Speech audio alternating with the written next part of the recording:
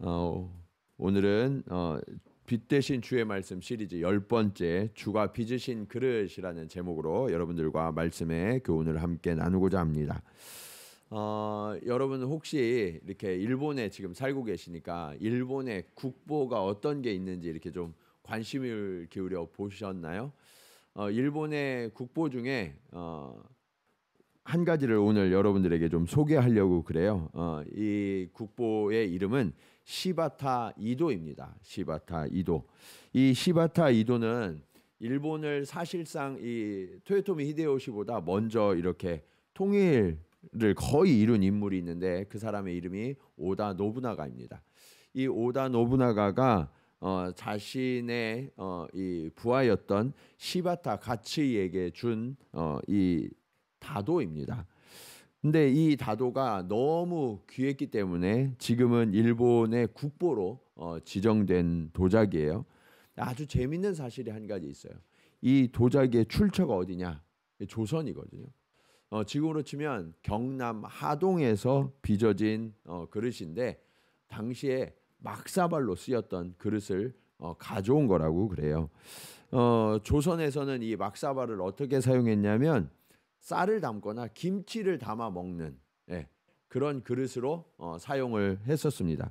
그런데 이 그릇이 일본으로 전해지면서 차를 담는 다완으로 그렇게 바뀌었고 이 귀족들이 이것을 향유하면서 당시에 일본에는 이 도자기를 빚는 기술이 없었기 때문에 이 도자기를 굉장히 귀하게 여겨서 이 사용했는데 도자기의 출처가 이렇게 두 군데서 왔는데 하나는 중국에서 오고 하나는 조선에서 왔는데 중국의 도자기는 굉장히 화려하죠.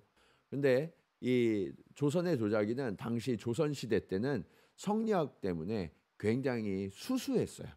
수수했는데 이 일본 사람들이 볼 때에도 이 수수한 것이 훨씬 더 아름다움의 절정이다라고 생각을 했기 때문에 이 조선의 막사발을 가져다가 이 다완으로 사용을 했다고 그래요.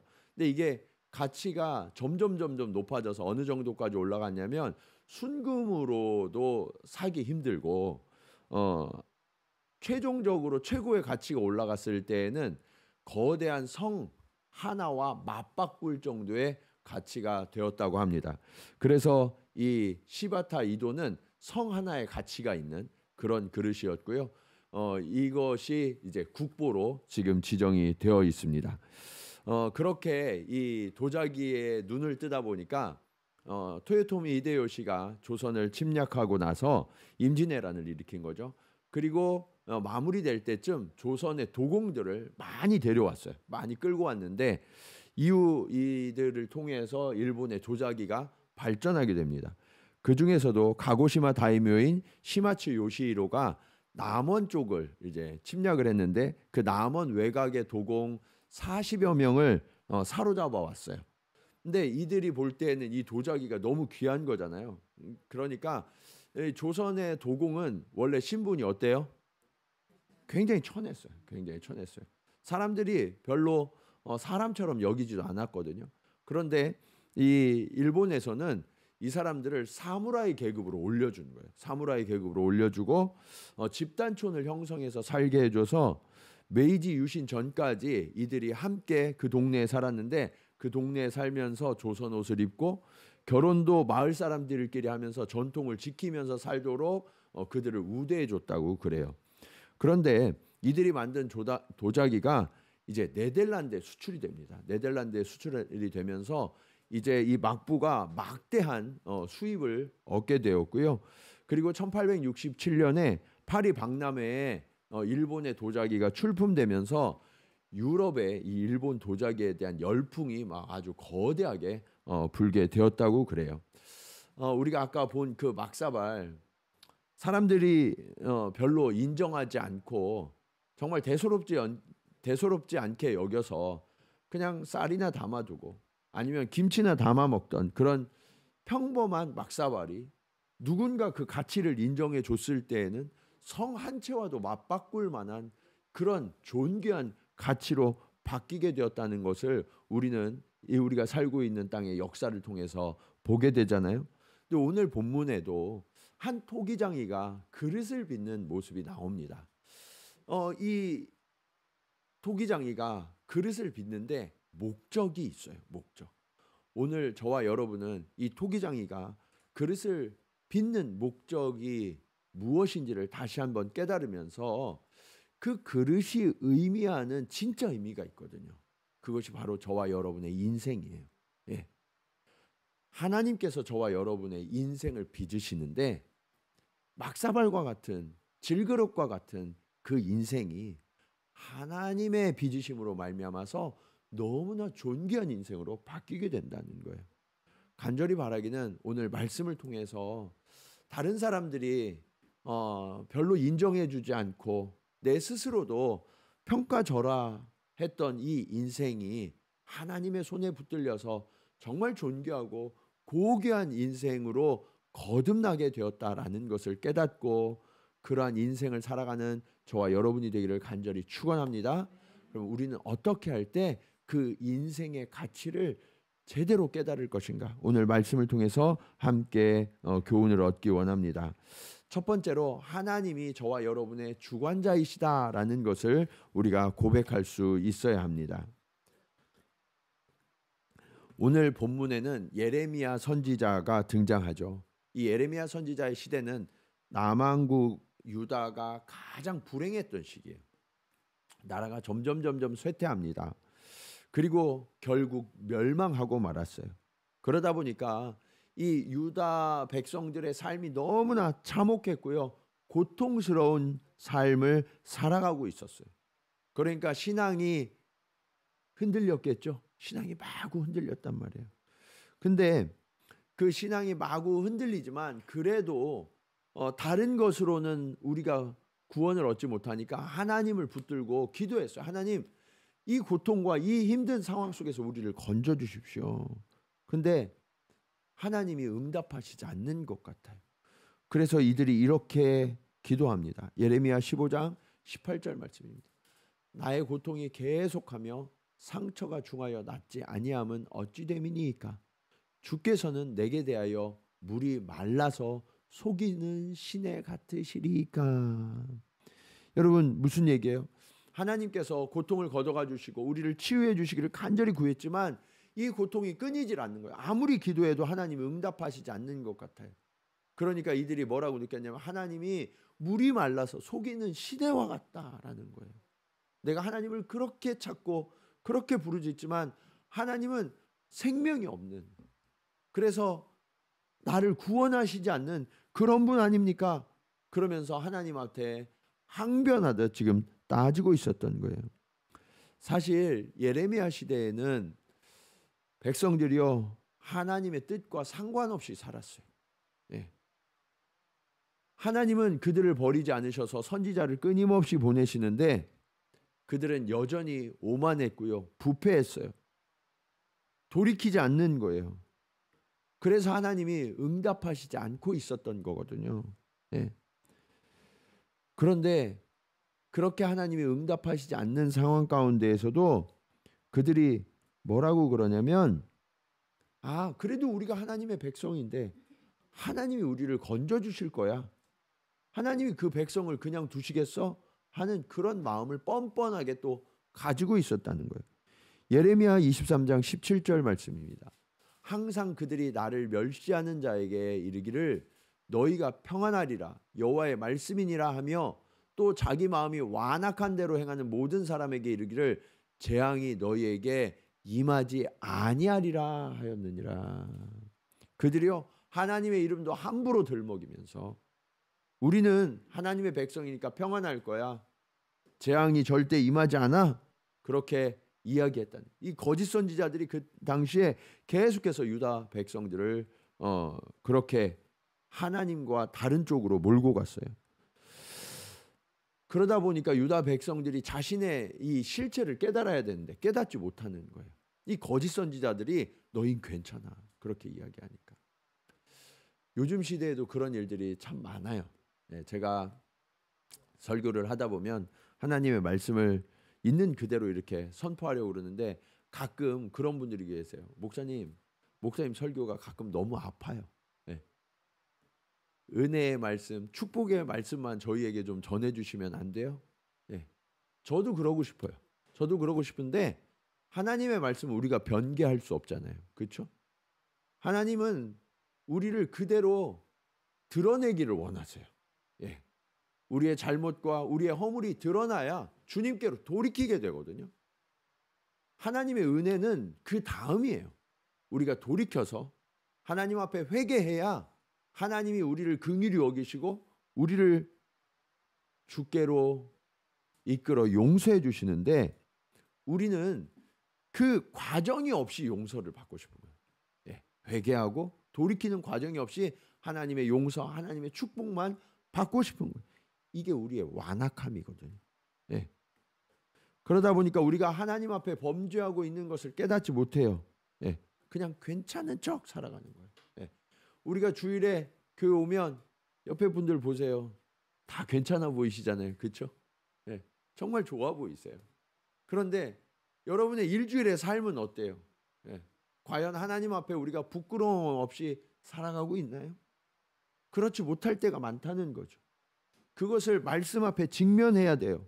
그런데 이것을 깨닫지 않아도 되게 계속해서 평안을 이야기하고 축복을 이야기하고 그리고 거기에만 호응하고 그러는 것들이 점점 더 우리를 악하게 만들어 간다는 거죠. 이게 왜 문제냐면 그렇게 우리가 스스로를 속이는 동안 하나님과 상관없는 신앙생활을 하게 돼요. 예. 우리가요 하나님 없이도요 얼마든지 뜨겁게 찬양할 수 있고요. 하나님 없이 얼마든지 경건한 모양으로 기도할 수 있고요. 하나님의 임재를 경험하지 못하면서도 우리가 괜찮은 척 예배하고 봉사할 수 있어요. 예. 그런데 거기에는 하나님이 계시지 않단 말이에요. 이 시간이 조금 지나면 어떻게 되냐면 하나님하고 너무 멀리 멀어져서 하나님이 내 인생의 주관자라는 사실을 잊게 돼요.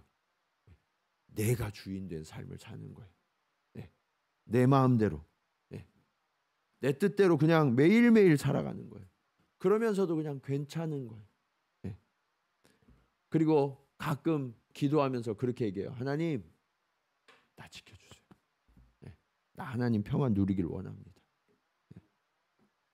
그러면서 그럴듯한 모습으로 주님 앞에 서 있는 거죠. 그때 우리가 깨달아야 돼요. 누가 주인이냐? 누가 주인이냐? 네. 하나님과 상관없이 사는 사람들은요. 자기가 자기 인생의 주인이에요. 네. 내가 주인들. 그래서 기도하면서 하나님 도와주세요. 그런데 안 도와주면 어떻게 이야기하는 거예요? 아까 하나님 마른 시내, 속이는 시내 아닙니까? 내가 그렇게 하나님 앞에 기도했으면 하나님 도와주셔야 되는 거 아니에요? 그렇게 하나님 앞에 항변한다고. 누가 주인이에요, 여러분? 그렇게 기도하는 사람들은 자기가 주인이고요. 자기가. 네. 하나님이 보실 때 그들의 마음이 너무 완악한 거예요. 그래서 하나님은 어떻게 하셨냐면 이스라엘과 유다의 주관자가 하나님이시라는 것을 가르쳐 주기를 원하셨어요. 네. 그런데 그들이 하지 않으니까 이렇게 말씀하세요. 예레미야 7장 26절 말씀입니다. 너희가 나에게 순종하지 아니하며 귀를 기울이지 아니하고 목을 굳게 하여 너희 조상들보다 악을 더 행하였느니라. 우리가 하나님 앞에 기도하고 예배하는데요. 하나님 앞에 순종하진 않아요. 네. 주일날 예배 드렸으니까 끝 하고 나가서 그냥 마음대로 사는 거예요. 네. 하나님이 말씀하시는데 일주일 동안 귀를 기울이지 않아요. 예? 예? 하나님 뭐라고요? 그러면서 외면하면서 그냥 살아가는 거죠. 하나님 말씀을 펴서 묵상하지 않아요. 그렇게 하는 동안 우리는 목이 굳은 백성이 돼요. 네. 교만해진다고요. 그리고 우리도 모르는 사이에 조상들보다 악이 점점 더해가는 거예요. 네. 하나님이 이게 너무 안타까우셨어요. 너무 슬퍼하셨어요. 내 사랑하는 자녀들이, 나의 백성이 어떻게 이렇게 나를 버리고 살아가는가? 결국 하나님은요, 예레미야 선지자를 보내셔서 누가 주관자인지를 가르쳐 주시기로 하셨어요. 그래서 오늘 말씀을 들려주시는 거예요.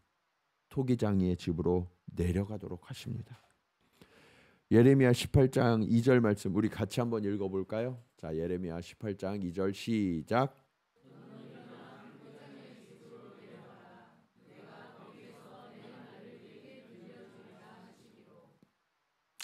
이제 저와 여러분도 이 예레미야를 따라서 토기장이의 집으로 한번 내려가 보도록 하겠습니다. 이것이 오늘 말씀의 두 번째 교훈입니다. 우리는 주님의 뜻에 따라 빚어져야만 해요. 일반적으로 토기장이가 토기를 빚기 위해서 가장 먼저 하는 일은 흙을 채취하는 일입니다. 좋은 흙을 채취해야 돼요. 흙이 아무 흙이나 아무데나 있는 흙이나 가져오면 안 되거든요. 아주 좋은 흙을 찾아서 그것을 정성스럽게 채취해서 가져옵니다. 그리고 이 흙 안에 여러 가지 불순물이 있잖아요. 그러니까 이 불순물들을 완전히 제거하고 아주 잘게 부숩니다. 아주 잘게. 그리고 체에 걸러요. 체에 걸은 다음에 물을 붓고 반죽을 하죠. 반죽을 하는 과정도 제가 보니까 굉장히 고된 일이더라고요. 예. 그냥 뭐 적당히 이겨가지고 되는 게 아니라 발로 아주 오랜 시간을 밟고 또 밟고 또 밟고 해가지고 이 흙 안에 있는 공기가 하나도 없이 다 빠져나올 때까지 이 반죽을 멈추지 않습니다. 자, 그렇게 해서 반죽이 된 다음에 오늘 본문의 이야기가 시작되는 거예요. 3절 말씀 보시면 내가 토기장이의 집으로 내려가서 본즉 그가 농로로 일을 하는데, 농로는 물레를 말해요. 이 토기장이들이 발로 이렇게 굴리는 물레 있죠? 그걸 농로라고 이야기하는데, 토기장이가 이 진흙 반죽을 농로 위에다 올려놓고 발을 돌려가면서 손으로 정교하게 이렇게 빚잖아요. 그러면 점점 그릇의 형태가 완성되어져 가죠. 근데 이런 일도 있다는 거예요. 4절 말씀 보시면 진흙으로 만든 그릇이 토기장이의 손에서 어떻게 된다고요? 터지네. 힘 조절을 조금만 잘못하면요, 그릇이 휘어지거나 변형되거나 터지기까지 한다는 거예요. 그러면 그가 그것으로 자기 의견에 좋은 대로, 누구 의견에 좋은 대로? 여기에서 자기가 누구예요? 네, 토기장이의 의견에 좋은 대로 다른 그릇을 만들더라. 네. 틀어지고 그 다음에 터지고 그러면 완전히 다 이겨서 처음부터 다시 반죽을 만들어서 그릇을 새롭게 빚는다는 얘기죠. 여러분, 숙련된 토기장이 소위 말하는 명장들은 실패한 작품을 내보낼까요? 내보내지 않을까요? 내보내지 않죠. 예. 그러면 다시 만드는 거예요. 다시 만드는 거. 예. 근데 다시 만들 때 똑같은 처음 만들었던 모양대로 똑같이 만들 필요는 없잖아요. 그렇죠? 다른 모양으로 만들 수 있다는 거예요. 누구 맘대로? 토기장이의 맘대로. 이 점을 들어서 하나님이 6절에 이렇게 말씀하고 계세요. 여호와의 말씀이니라 이스라엘 족속아, 이 토기장이가 하는 것 같이 내가 능히 너희에게 행하지 못하겠느냐. 이스라엘 족속아, 진흙이 토기장이의 손에 있음 같이 너희가 내 손에 있느니라. 여러분, 이스라엘뿐만 아니라 저와 여러분이 하나님 손에 있음을 믿으십니까? 그렇다면 저와 여러분을 누구 마음대로 빚으세요? 하나님 마음대로. 내 마음대로가 아니라 누구 마음대로라고요? 하나님 마음대로. 네. 그래서 저와 여러분의 인생을 결정하시는 분이 누구예요? 하나님이세요. 네. 내 인생인데 그게 아니에요. 내 인생을 하나님의 인생으로 삼으시고 하나님께서 내 인생을 원하는 대로 빚어가시겠다고 말씀하세요. 이렇게 말씀드리면 꼭 이렇게 항변하시는 분들이 계세요. 아니, 하나님 너무하신 거 아니에요? 아니, 내 인생을 나와 상의도 없이 하나님이 빚으신다고요? 어떻게 그러실 수가 있어요? 예. 근데 여러분, 그 마음이 어떤 마음이냐? 그 마음이 완악한 마음. 그 마음이 완악한 마음. 여러분, 여러분의 자녀들이 아주 어렸을 때 뭘 먹을지를 누가 선택해요? 엄마가 선택하죠. 말도 못하고 어릴 때. 그렇죠? 엄마가 선택하는 거예요. 근데 그 아기가 갑자기 입을 열어서 엄마 근데 나 이거 말고 분유 저 상표로 줘요. 이렇게 얘기 안 하잖아요. 그렇죠? 예. 그 철저하게 그게 부모의 몫이라고요. 부모의 몫. 예. 자녀들이 자라가도 조금씩 자녀들의 뜻을 존중해 주기는 하지만 사실은 부모의 뜻대로 자녀들을 키우죠. 예. 가장 좋은 것으로 부모들이 알아서 키워준단 말이에요. 근데 자녀들이 가끔 되바라지면 아니 엄마 아빠 나한테 물어보지도 않고 어떻게 이런 거를 이렇게 이야기할 때가 있단 말이에요. 그러면 부모들이 서운하시죠. 상처받고 서운하세요. 이게 완악한 마음이거든요. 하나님이 왜 이런 일들을 행하시냐? 예레미야 24장 7절에 이렇게 말씀하십니다. 내가 여호와인 줄 아는 마음을 그들에게 주어서 그들이 전심으로 내게 돌아오게 하리니 그들은 내 백성이 되겠고 나는 그들의 하나님이 되리라. 하나님이요, 토기장이가 이렇게 그릇을 만드는데 아주 예쁘게 완성된 모습을 보여주시는 게 아니라 토기장이가 그릇을 만들다가 이게 그릇이 터지는 걸 보여주셔요. 그리고 그것을 토기장이가 자기 마음대로 다시 빚는 것을 보여주신단 말이에요. 이 왜 하필 하나님이 그 말씀을 하시냐, 그것을 보여주셨냐? 내가 여호와다. 내가 너희를 빚고 있고 너희들이 잘못된 모양이 되면 내가 그것을 깨뜨리고 다시 빚을 수 있는 존재다라는 것을 하나님이 보여주시는 거예요. 그래야만 너희가 내 백성이고 나는 너희의 하나님이다 라는 것을 말씀하시는 거죠. 여러분, 저와 여러분의 모든 것, 심지어 우리의 생명까지도 하나님의 것임을 믿으십니까? 네. 근데 우리가 하나님 앞에 너무 불평하고 항변할 때가 너무 많죠. 네.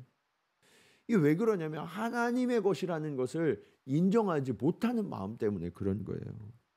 여러분, 진짜 믿음은 뭐냐면 하나님이 나를 이렇게 빚으시든 저렇게 빚으시든 상관없이 감사하고 순종하는 마음이 진짜 믿음이죠. 네. 그래서 저와 여러분이 항상 고백해야 돼요. 하나님, 이렇게 하셔도 감사, 저렇게 하셔도 감사합니다. 왜요? 그게 하나님의 주권에 있으니까요. 저와 여러분을 때로는 깨뜨리실 수도 있어요. 예. 완전히 짓이기셔서 처음부터 무에서 다시 시작하실 수도 있다고요. 예. 그게 하나님의 특권이에요. 그것을 여러분이 인정하셔야 돼요. 예. 오늘 토기장의 집으로 저와 여러분을 이끌고 가신 이유가 바로 거기에 있어요. 예. 근데 하나님이 왜 이스라엘 백성을 처음부터 이렇게 하신 게 아니라 이 가장 고난이 많고 고통이 많은 이 절망의 순간에 하나님이 왜 그들에게 이 말씀을 하실까? 이것이 오늘 말씀의 마지막 교훈으로 이어집니다. 자, 하나님은요, 저와 여러분을 온전한 그릇으로 빚으시기 위해서 너희를 깨뜨릴 수도 있어. 너희를 다시 빚는 건 내 마음이야. 하나님의 마음대로 그냥 하시는 게 아니라 하나님의 목적이 있다는 거예요. 어떤 그릇으로 빚으시려고요? 온전한 그릇으로. 여러분이 어떤 물건을 사시면 그 물건을 살 때 물건을 살펴보시죠? 예, 왜 살펴봐요? 예, 어디 성한가 어디 좀 흠이 있나 없나 이거를 살펴보시잖아요. 그리고 흠이 있으면 어떻게 해요? 아이고 수고했는데 뭐 내가 이 정도는 이렇게 하고 가져오시나요? 아니죠. 흠이 있으면 어떻게 해요? 예, 예, 다른 걸로 달라고 그러죠. 내가 모르고 들고 왔어요. 그럼 어떻게 해요? 반품해 달라고 하죠. 예. 그렇기 때문에 물건을 만드는 사람들은 흠이 있으면 그 흠이 있는 물건들을 내지를 않아요. 예. 온전한 물건만 낸다고요. 근데 저와 여러분을 지으신 하나님이 우리가 흠이 있고 우리가 문제가 있으면 그대로 놔두면 돼요, 안 돼요? 안 되는 거예요. 하나님의 자랑이거든요. 저와 여러분은. 하나님의 작품이란 말이에요. 이 멋진 작품이 되어야 하는데 얘가 뭔가 흠이 있어. 그러면 당연히 이거를 다시 만드셔야 되는 거죠. 하나님은 저와 여러분의 상태를 언제든지 좋은 상태, 온전한 상태가 되기를 원하시는 거예요. 근데 이 예레미야 시대의 이스라엘은 도저히 하나님의 작품이라고 말할 수 없을 만큼 너무나 부패했고 너무나 깨져 있었다는 거예요. 그래서 하나님은 이 토기장의 비유를 통해서 그들을 완전히 진이기시고 깨뜨리시고 너희를 다시 빚을 것이다 라고 말씀하시죠. 결국 어떻게 됐어요? 바벨론에 의해서 이스라엘이 망하고 그들이 하나님의 백성이지만 망해야만 한다는 거예요. 다시 빚어지려면 깨지는 과정이 필요하다는 거죠. 그렇다면 하나님께서 저와 여러분을 잘못된 길로 이끄실까요? 그것은 아니죠. 하나님은 더 좋은 길로 이끄시기 위해서 우리를 깨뜨리고 계신다는 거예요. 깨질 때, 부서질 때 아파요. 고통스럽죠. 그런데 하나님이 나를 이렇게 부수다니, 하나님이 나를 이렇게 짓이기시다니, 그 하나님이 나를 속이시는 거 아니야? 이것은 완악한 마음이라고. 그러면 어떻게 해야 돼요?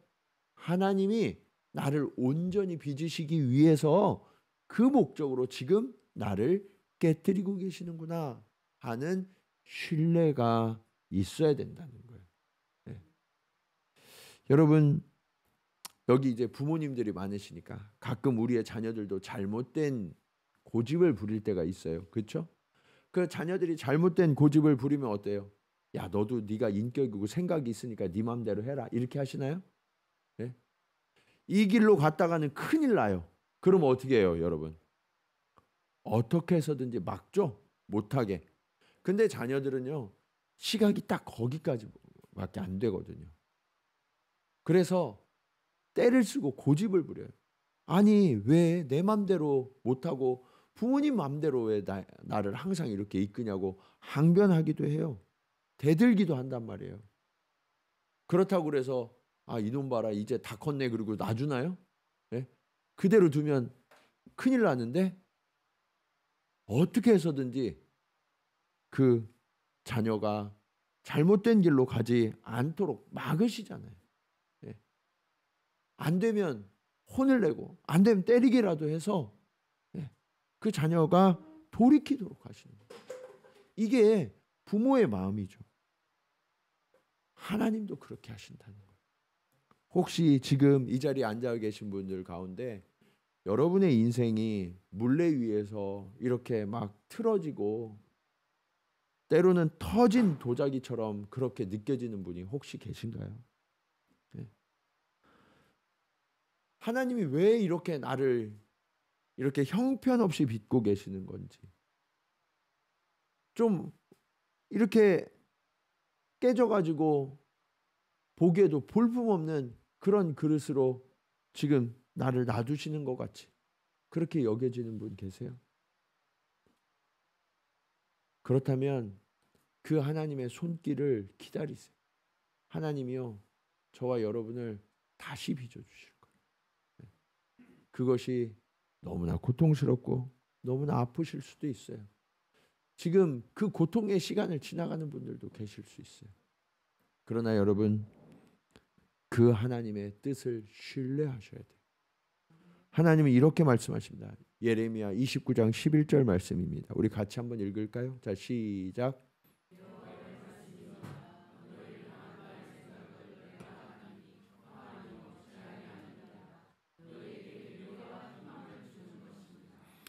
여러분, 하나님의 생각은 아주 분명하다는 거예요. 재앙이 아니라 뭐라고요? 평안이라고요. 여러분을 그냥 놔두면 앞으로 정말 큰일 날 것 같은데 그냥 둘 수가 없으니까 하나님이 앞으로의 미래와 희망을 주기 위해서 지금 여러분을 완전히 지금 깨뜨려서 다시 새롭게 빚고 계시는 거예요. 여러분, 우리가 고난의 때에 바라봐야 될 하나님의 약속이 이거예요. 네. 여러분이 지금 깨닫지 못하고 있을 수 있어요. 그러나 하나님은 분명히 약속하세요. 재앙이 아니라 평안을 줄 것이다. 미래와 희망을 줄 것이다. 네. 지금 아픈 시간을 지나는 분들은 그 희망의 약속을 붙드시기를 축원합니다. 하나님은요, 이 약속이 예레미야 당시만이 아니라 이것이 영원한 약속이 되도록 우리에게 말씀해 주세요. 고린도후서 4장 7절 말씀입니다. 같이 한번 읽겠습니다. 자, 시작.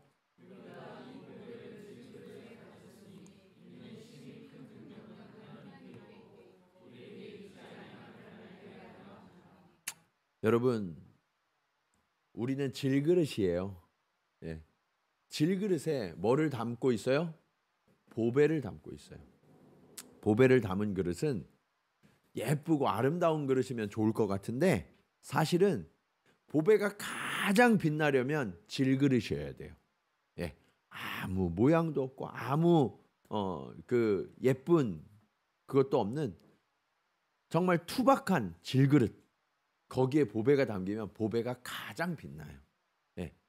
저와 여러분의 인생을 스스로 생각할 때, 아니 왜 저게 저렇게 예쁜 도자기가 있는데 나는 왜 이런 볼품없는 질그릇과 같습니까? 우리가 서론에서 이 다환을 봤잖아요. 그 다환은 정말 볼품없는 거였거든요. 예, 한국에서는 그냥 막 굴러다니는, 그래서 막사발이라고 그랬어요. 그런데 이 가치를 아는 사람이 사용하니까 아주 존귀하고 보배로운 그릇이 된 것처럼 저와 여러분의 이 인생이 정말 아무도 나를 가치 있게 여겨주지 않고 나를 존중해주지 않는 이 막사발과 같은 인생일지라도 저와 여러분의 인생에 뭐가 담겼다고 말씀하고 계세요? 보배. 그 보배가 뭐예요? 예수 그리스도. 저와 여러분 안에는 예수 그리스도가 계세요. 하나님이 가장 아끼시는 그 예수 그리스도, 가장 보배로운 존귀한 그 예수 그리스도가 저와 여러분 안에 있어요. 그래서 우리는요, 너무나 소중한 존재로 다루어지고 있는 거예요. 하나님은 저와 여러분을 그렇게 새롭게 빚으셨어요. 다른 사람들은 정말 볼품없다고 그렇게 이야기할지 몰라도 예수 그리스도를 담아내기에 가장 합당한 그릇으로 저와 여러분을 빚으셔서 세상의 그 어떤 것으로도 대신할 수 없는 존귀하고 아름다운 존재로 하나님이 저와 여러분을 높이고 계심을 믿으시기 바랍니다. 여러분, 이제 그 존귀한 존재를 서로 고백하는 시간을 갖기를 원합니다. 우리 옆에 계신 분들 한번 쳐다보시고, 이제 분이 존귀한 분이셨군요. 이렇게 한번. 예. 예. 예. 예. 이해되셨죠? 예. 저와 여러분 안에는 예수 그리스도가 계셔서 우리는 그 존재 자체로 존귀한 존재가 된 거예요. 예. 쓸모없는 존재는 아무도 없습니다. 저와 여러분은 정말 세상의 그 무엇과도 바꿀 수 없어서 우리를 사랑하시는 그 주님께서 예수를 내어주시기까지 우리를 사랑하셨다고 말씀하고 계세요. 나를 사랑하고 서로를 사랑하고 그래서 하나님 앞에 감사하는 그런 주님이 빚으신 존귀한 그릇으로 날마다 완성되어져 가는 저와 여러분 모두가 되시기를 주님의 이름으로 간절히 축원합니다. 우리 이 시간 말씀을 기억하시면서 함께 찬송으로 고백하기를 원합니다. 하나님 아버지, 그렇습니다. 내 삶 가운데 주님이 들어오셨습니다. 그래서 나는 참으로 존귀한 존재가 되었음을 주님 깨닫습니다. 하나님, 나는 어둡고 막막한 삶 가운데 걸어가고 있었지만 그 주님께서 내게 오셔서 누구도 대신할 수 없는 존귀한 존재로, 아름다운 존재로 우리를 빚어가고 있다고 그렇게 너를 사랑한다고 주님 말씀하여 주시니 감사합니다. 우리 그런 고백으로 함께 찬양 드리시겠습니다. 내 삶에 들어온 주님의 말씀이 내게 빛이 되시니 내 삶의 어두운 절망 가운데 소망 보게 하시네. 내 삶에 들어온 주님의 말씀이 나를 인도하시니 내 삶의 막막한 문제 가운데 주 뜻 보게 하시네. 말씀이 내게 역사하기를 말씀이 내게 살아있기를 하나님 말씀을 듣겠나이다. 주님의 음성을 듣게 말씀이 내게 역사하기를 말씀이 내게 역사하기를 말씀이 내게 살아있기를 하나님 말씀을 듣겠나이다. 주님의 음성을 듣겠나이다. 하나님, 그렇습니다. 내가 주인된 인생을 살아갈 때에는 하나님 정말 헛된 것들, 곧 있어 부패할 것들을 담으며 그것이 좋은 건 줄 알고 아버지 하나님 냄새나는 줄도 모르고 그렇게 살아온 정말 헛된 인생이었음을 주님 고백하며 회개합니다. 주님, 이제 내가 다시 깨어지고 짓이겨져서 주님의 손에서 새롭게 빚어지기를 원합니다. 주님, 내 인생을 주의 것 삼아 주시옵소서.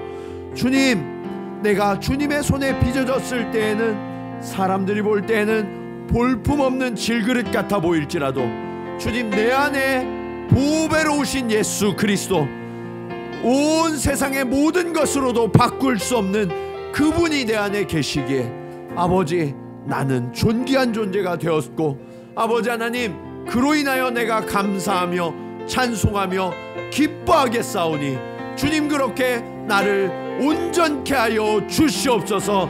아버지 하나님, 세상 사람들이 손가락질하고 볼품없다 말하지만 하나님은 너는 가장 존귀한 존재야. 너는 가장 보배로운 존재야. 그래서 내가 가장 아끼는 아들 예수 그리스도를 너의 안에 담아두었노라고 주님 그렇게 말씀하심을 깨닫게 하여 주시옵소서. 우리 간절한 마음으로 함께 기도드리시겠습니다. 할렐루야. 아버지 하나님, 은혜를 감사합니다. 아버지 하나님, 오늘 우리가 내 마음대로 살아갈 때에는 아버지 하나님, 내가 주인 되어 살아갈 때에는 세상의 것들, 가치 없는 것들, 잠깐 있다가 사라지는 부패할 것들을 담고 있었음을 주님 고백하며 회개합니다. 그래서 아버지 하나님, 내 인생은 아버지 하나님 틀어지고 깨어지고 냄새나는 인생이었습니다. 주님, 이제 나를 새롭게 빚어 주시옵소서. 아버지 하나님, 내가 깨뜨려지게 하시고 짓이겨지게 하셔서 아버지 하나님, 주님의 손길로 새롭게 빚어지는 인생이 되기를 원합니다. 주님, 살아가는 주의 자녀들 아버지 하나님, 온전한 그릇으로 빚어 주시옵소서. 비록 사람들의 눈에 볼 때에는 아버지 하나님 볼품없어 보일지라도 예수 그리스도를 담는 그런 그릇으로 거듭날 수 있도록 주님 역사하여 주셔서 아버지, 우리가 그 하나님으로 인하여 아버지 그 주님으로 인하여 감사하게 하시고 눈을 뜨게 하시고 기뻐하게 하시고 아버지 하나님, 정말 하나님의 마음껏 들어주실 그런 그릇으로 나를 빚어주셨음을 아버지 하나님 고백하며 감사하는 주님의 자녀가 되어 아버지 하나님 이제는 주님을 날마다 찬송하는 주의 복된 그릇이 될 수 있도록 주님 역사하여 주시옵소서. 하나님 아버지, 그렇습니다. 내가 주인된 인생, 내 마음대로 살아가는 인생은 세상에 헛된 것들을 마구마구 담아도 그것이 나를 만족시키지 못하고 그것이 부패하여서 냄새가 나는데도 어찌할 줄 모르던 그런 인생, 그런 그릇이었음을 주님 고백하며 회개합니다. 주님, 이제 이 틀어진 그릇이, 이 깨진 그릇이 이제는 완전히 부서지고 완전히 짓이겨지기를 원합니다. 주님, 그것이 비록 고통일지라도 이것이 재앙이 아니라 하나님이 주신 평안이요 소망이요 미래임을 주님 바라볼 수 있도록 믿음의 시선을 우리에게 허락하여 주시옵소서. 아버지 하나님, 지금 잠깐 고난의 시간을 지나고 있는 주의 자녀들이 있습니까? 주님, 이 고난 때문에 하나님을 원망하고 불평하는 이들이 있습니까? 주님, 그들이 잠깐의 환난으로 말미암아 장차 비교할 수도 없을 만큼 그렇게 아름답고 큰 축복이 예비되어 있음을 주님 깨닫는 믿음을 허락하여 주시옵소서. 주님은 언제나 우리를 온전하게 빚으셔서 정말 주님이 마음껏 들어쓰실 만한 그런 존귀하고 보배로운 존재로 우리를 새롭게 하심을 깨닫게 하여 주시옵소서. 그리고 주님, 세상의 헛된 것들 계속해서 담아내지만 여전히 결핍된 인생이 아니라 보배로우신 예수 그리스도, 하나님이 아낌없이 내어주신 그 아들 예수 그리스도를 내 인생의 그릇에 담아서 그 주님을 자랑하고 그 주님을 기뻐하는 것이 나의 평생의 기쁨이 되게 하여 주시옵소서. 이제는 우리 안에 거하시는 예수 그리스도의 은혜와 우리를 새롭게 빚으시는 아버지 하나님의 크신 사랑하심과 우리와 늘 동행하시며 너는 보배롭고 존귀한 존재라고 가르쳐 주시는 성령님의 감화감동 교통하심이 오늘 말씀을 따라 우리가 죄악된 인생에서 이제 하나님의 쓰실 만한 그릇으로 빚어지기 위하여 깨어지고 짓이겨지고 그렇게 고통과 시련의 시간을 지나가고 있지만 마침내 하나님께서 우리를 예수 그리스도를 담아낼 아름다운 그릇, 보배롭고 존귀한 그릇으로 빚어주실 것을 믿으며 날마다 주님 손에 내 인생을 내어 맡기고 그 주님이 빚어가시는 대로 내가 자라가기로 결단하며 나아가는 사랑하는 성도들의 삶 가운데 이제로부터 영원토록 함께 하시기를 간절히 축원하옵나이다. 아멘.